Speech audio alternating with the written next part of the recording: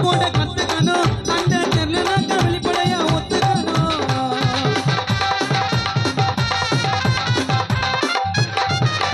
கையை நம்பி சண்டை போட கத்துக்கணும் அந்த தெரியலனாக்க வெளிப்படையா ஒத்துக்கணும் கரெக்டா தெரிஞ்சாலும் பாக்ஸிங் தெரிஞ்சாலும் கரெக்டா தெரிஞ்சாலும் பாக்ஸிங் தெரிஞ்சாலும் கரெக்டா தெரிஞ்சாலும் பாக்ஸிங் தெரிஞ்சாலும்